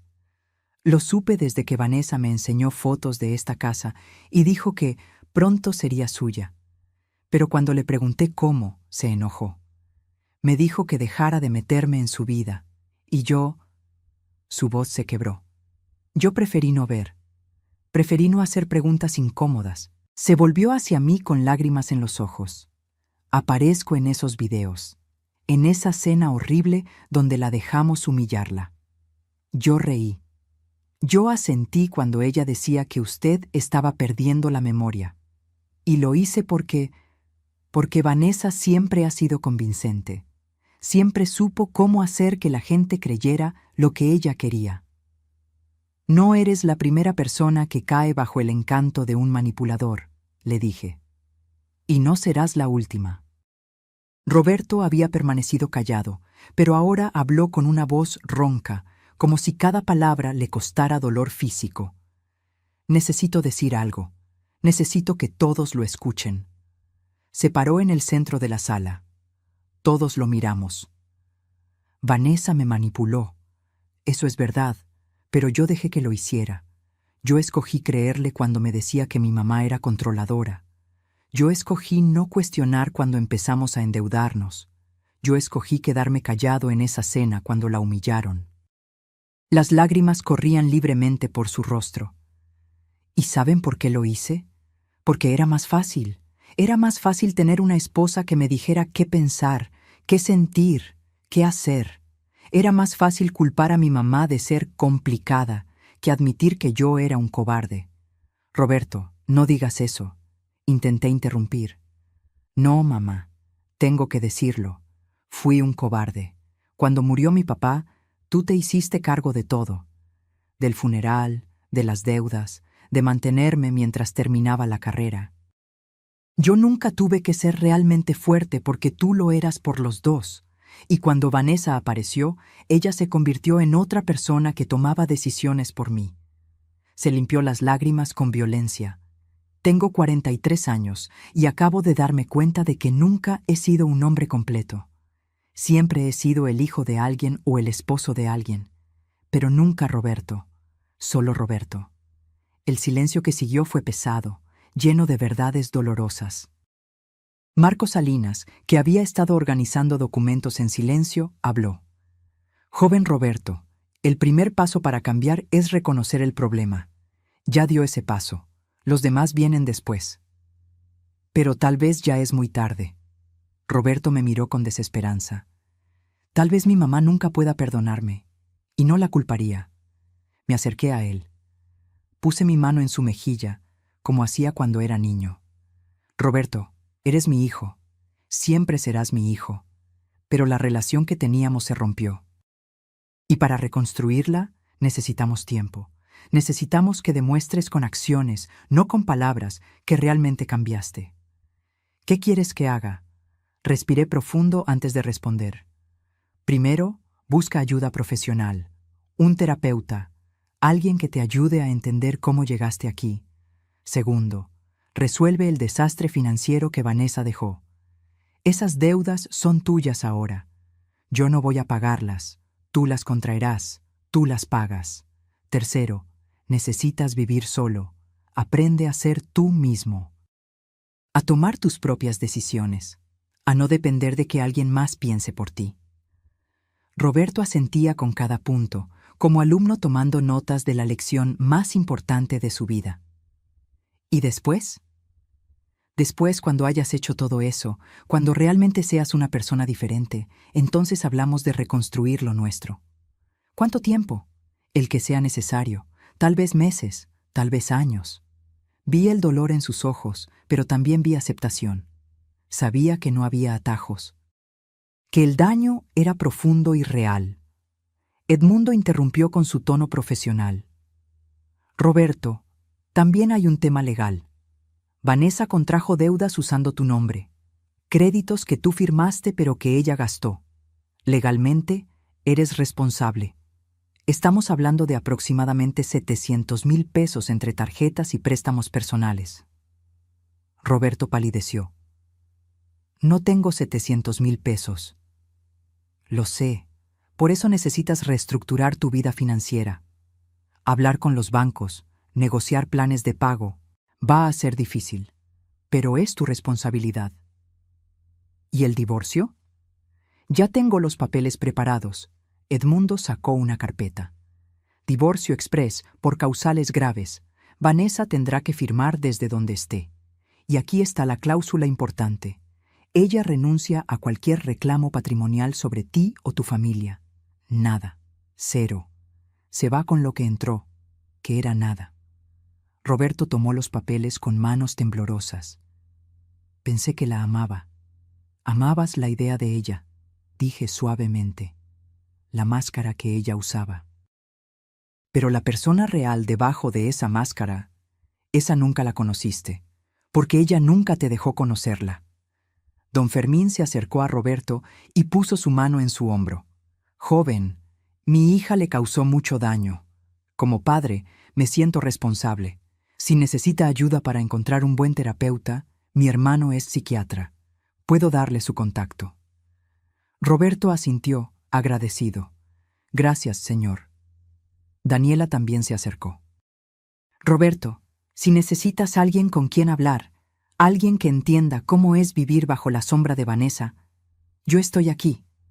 No para reemplazar a nadie, solo como alguien que también fue víctima de ella. Me sorprendió ver compasión en la hermana de Vanessa, pero tenía sentido. Ella también había vivido toda su vida comparándose, compitiendo, sintiéndose menos que su hermana perfecta. El teléfono de Edmundo sonó. Contestó brevemente, asintió varias veces y colgó. Era el Ministerio Público. Vanessa ya está fichada. Le negaron la fianza porque hay riesgo de fuga. Va a permanecer en prisión preventiva durante todo el proceso. Calculan que el juicio tomará entre 6 y 8 meses. ¿Y qué va a pasar con ella?, preguntó doña Lupita con voz temblorosa. Si se comprueba todo, y con la evidencia que tenemos se va a comprobar, está mirando entre 3 y 7 años de prisión, fraude equiparado, falsificación de documentos, asociación delictuosa. Son delitos graves. Doña Lupita se cubrió la cara con las manos. Don Fermín la abrazó, pero él también lloraba en silencio. Ver a estos padres sufrir me partió el corazón. Ellos no habían hecho nada malo, solo habían tenido la mala suerte de criar a alguien que nació sin brújula moral. Señor, señora, les dije, ustedes son bienvenidos a quedarse en contacto conmigo si lo necesitan. Sé que esto es difícil. Perder a un hijo, aunque sea por decisiones de ellos, duele igual. Doña Lupita me miró a través de las lágrimas. ¿Por qué es tan amable con nosotros? Nuestra hija intentó destruirla. Porque soy madre, y entiendo el dolor de amar a alguien que te decepciona. Entiendo lo que es no reconocer a la persona que criaste. Esas palabras resonaron en la habitación. Roberto sollozó. Don Fermín apretó los labios. Todos entendimos en ese momento que éramos, en diferentes formas, víctimas de la misma persona. Marco comenzó a empacar su equipo. Señora Carmela, mi trabajo aquí está completo. Toda la evidencia está respaldada en 3 memorias USB. Una para usted, una para el licenciado Edmundo y una para el Ministerio Público. Además, los archivos están en la nube, protegidos con contraseña. Gracias, Marco. Tu trabajo fue impecable. Solo hice lo que usted me contrató para hacer, encontrar la verdad. Los cargadores ya habían terminado de acomodar todos los muebles de vuelta. Se acercaron tímidamente. Señora, ya está todo en su lugar. ¿Necesita algo más? Les di propina generosa. Ellos no tenían culpa de nada. Cuando se fueron, solo quedamos Roberto, la familia de Vanessa, Edmundo, Marco y yo. Roberto se acercó una última vez. Mamá, voy a irme. Necesito procesar todo esto. Pero antes... Sacó de su bolsillo un llavero. Esto es de la casa de Ciudad de México, la que compartimos Vanessa y yo. Voy a mudarme. Voy a buscar algo más pequeño, más barato, algo que pueda pagar yo solo.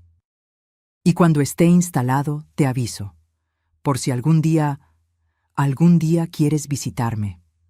Tomé el llavero. Era un pequeño San Judas Tadeo que yo le había regalado cuando se mudó de mi casa. Conserva a San Judas. Creo que lo necesitas más que yo. Roberto se lo guardó nuevamente. Me dio un abrazo desesperado, como quien se despide sin saber cuándo volverá a ver a alguien. Te quiero, mamá. Nunca lo olvides. Yo también te quiero, hijo. Por eso dejé que aprendieras esta lección.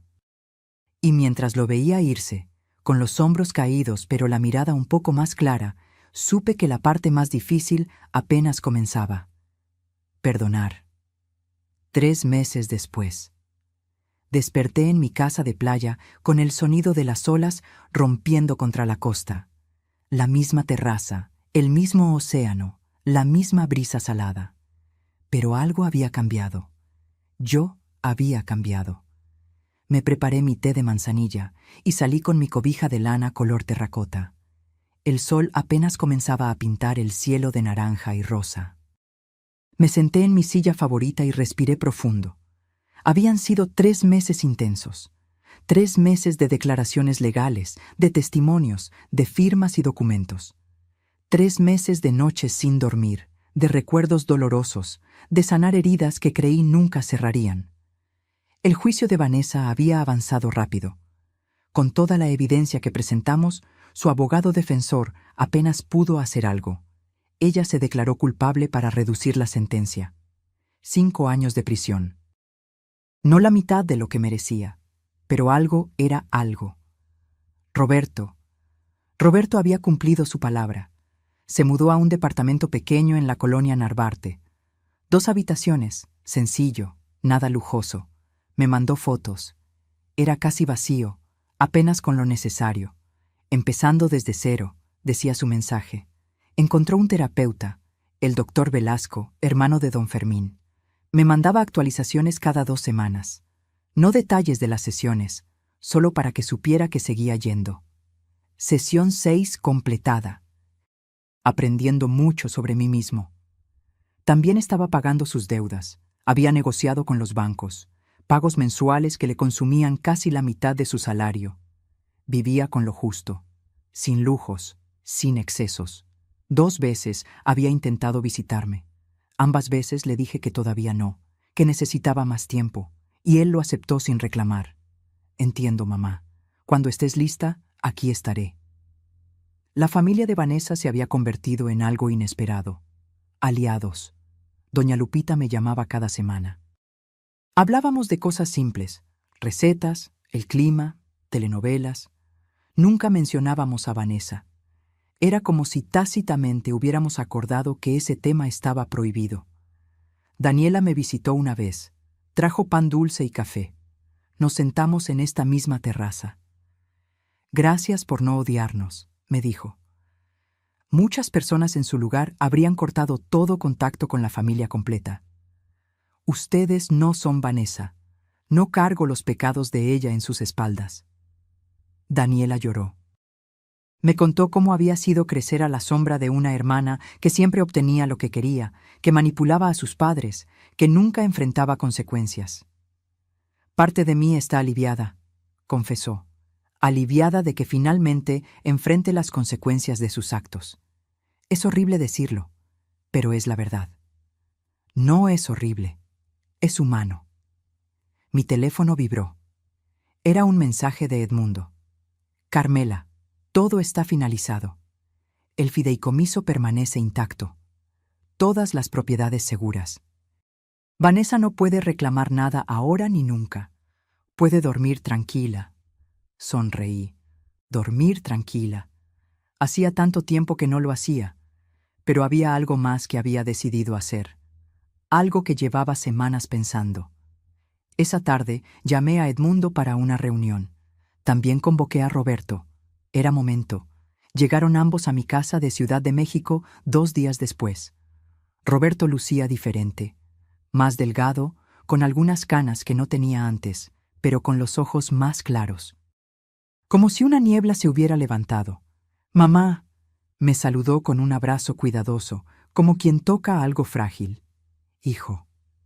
Nos sentamos en la sala. Edmundo abrió su portafolio. Carmela me pidió esta reunión para discutir el futuro de su patrimonio. Roberto, tu madre quiere hacer algunos cambios importantes. Roberto palideció. Mamá, si esto es sobre desheredarme, lo entiendo. No voy a pelear. No después de todo lo que pasó. Levanté mi mano. No se trata de desheredarte, Roberto. Se trata de asegurarme de que lo que construí se use correctamente. Escucha antes de hablar. Edmundo sacó documentos. Tu madre ha decidido modificar el testamento y el fideicomiso. Las propiedades siguen dentro del fideicomiso. Ella sigue siendo la única beneficiaria mientras viva. Pero a su fallecimiento, las cosas cambiarán. Le entregó a Roberto una copia del documento. Él comenzó a leer, y vi su expresión cambiar de confusión a sorpresa. La casa familiar de Ciudad de México, continué yo, pasará a ti directamente. Es tu hogar, es donde creciste, tiene sentido que sea tuya. Mamá, yo no... Déjame terminar. El departamento de Polanco será vendido al momento de mi muerte. El dinero de esa venta, aproximadamente 3.200.000 pesos, será dividido en 2 partes. Una mitad para ti. La otra mitad irá a una fundación que estoy creando. ¿Una fundación? Edmundo intervino. La Fundación Carmela Soto, para la protección patrimonial de adultos mayores. Ayudará a personas de la tercera edad que enfrentan abuso financiero de familiares. Asesoría legal gratuita, apoyo psicológico, refugio temporal si es necesario. Roberto me miró con lágrimas en los ojos. Mamá, eso es hermoso. Es necesario, porque descubrí que mi caso no es único. Hay miles de personas mayores siendo despojadas, manipuladas, declaradas incapaces por familiares ambiciosos. Y nadie las defiende. ¿Y la casa de playa?, preguntó Roberto. Esta casa, toqué la mesa con suavidad, también será vendida.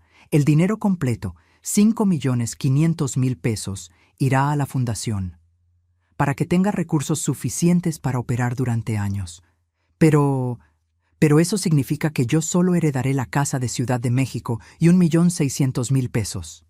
Correcto. De los casi 15 millones que tengo, heredarás aproximadamente 6 millones en total si contamos el valor de la casa familiar. El resto irá a ayudar a otras personas. Vi el conflicto en su rostro. Parte de él, la parte egoísta que Vanessa había alimentado, sentía que era injusto. Pero otra parte, la parte que estaba aprendiendo a ser mejor, entendía. Es justo, dijo finalmente, más que justo. Después de todo lo que hice, debería dejarte dar todo a la fundación. No se trata de castigarte, Roberto. Se trata de que mi dinero haga una diferencia real. Y además, saqué otro documento. Hay una condición. ¿Condición? Para que recibas tu parte, debes cumplir con esto durante los próximos 5 años. 1. Continuar en terapia regularmente. 2. Mantener tus finanzas en orden, sin deudas irresponsables. 3. Trabajar como voluntario en la fundación al menos 10 horas al mes. Y 4. Reconstruir nuestra relación. No con prisa, no forzado, sino genuinamente. Si no cumplo con esas condiciones, tu parte también va a la fundación, y la Casa de Ciudad de México se convierte en la sede de la fundación. Roberto se quedó en silencio largo rato. Luego asintió. Acepto.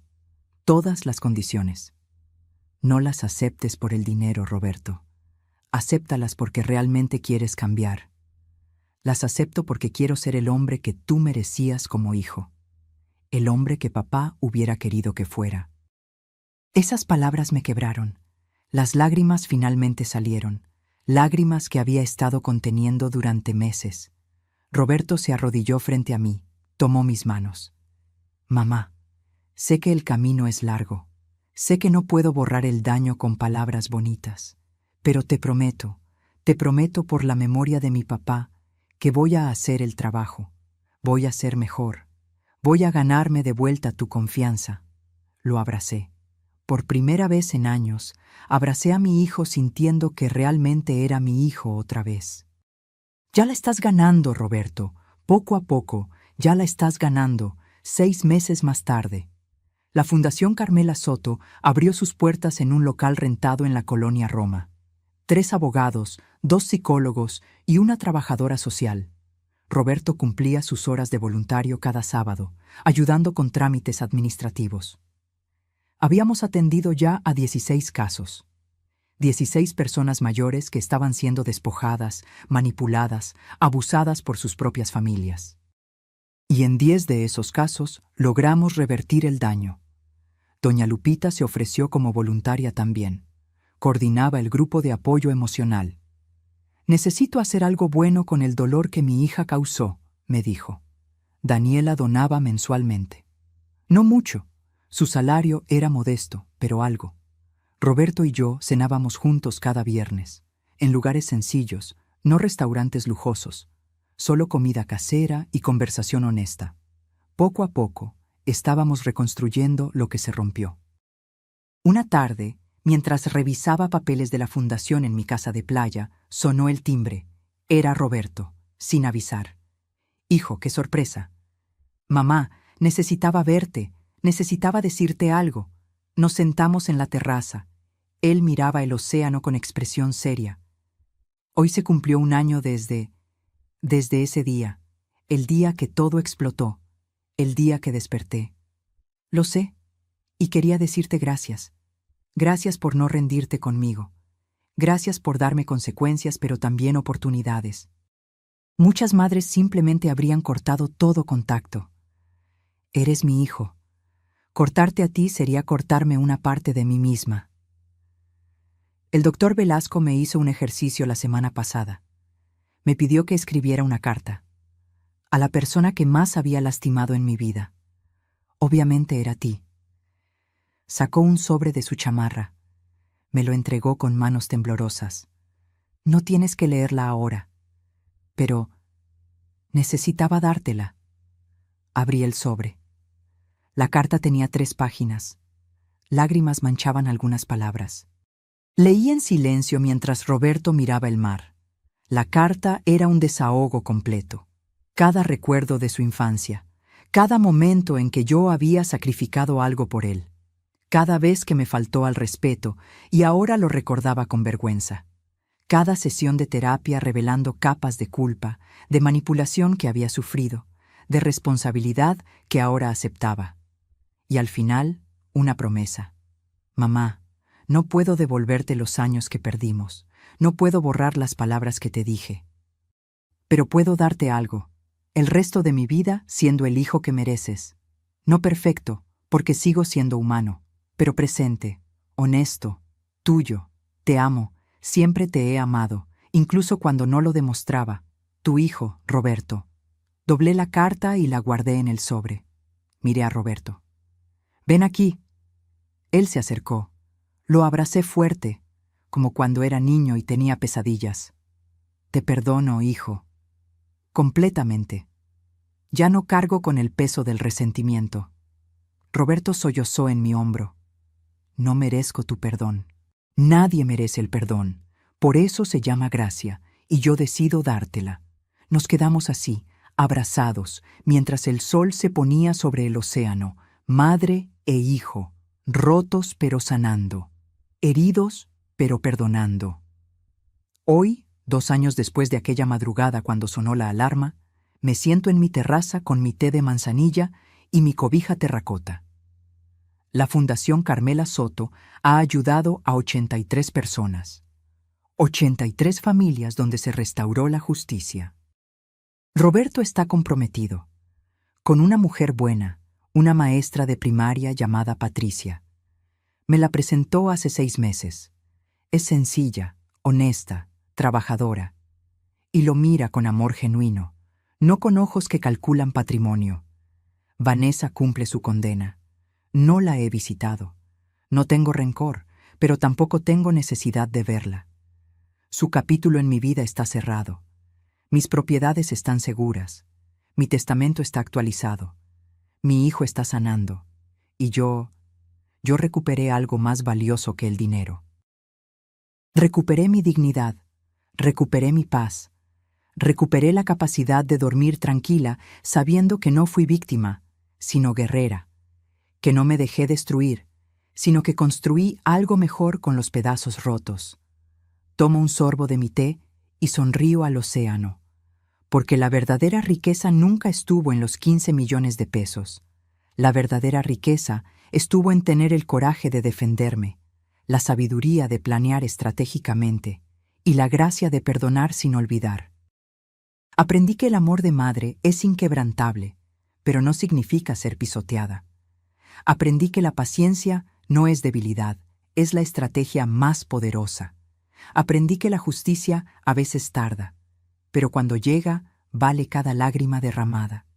Y aprendí que nunca, nunca es tarde para defender lo que construiste con tus propias manos. Tengo 68 años, cabello gris, manos arrugadas, espalda que duele algunas mañanas. Pero también tengo algo que Vanessa nunca tuvo y nunca tendrá: integridad. Y eso no tiene precio. Si esta historia tocó algo dentro de ti, si te hizo reflexionar sobre el valor de defender tu dignidad, sobre la importancia de no permitir que nadie te quite lo que es tuyo por derecho, déjame un comentario contándome desde dónde nos estás viendo. Porque historias como esta necesitan ser compartidas, para que otras personas sepan que no están solas, que el abuso familiar existe, que la manipulación es real, pero que también existe la justicia, y que nunca, nunca es tarde para levantarse y luchar por lo que es tuyo. Dale like si crees en la justicia. Suscríbete para más historias de vida real. Y recuerda, la dignidad no se hereda, se construye, se defiende, se protege, y nadie, absolutamente nadie, tiene derecho a quitártela.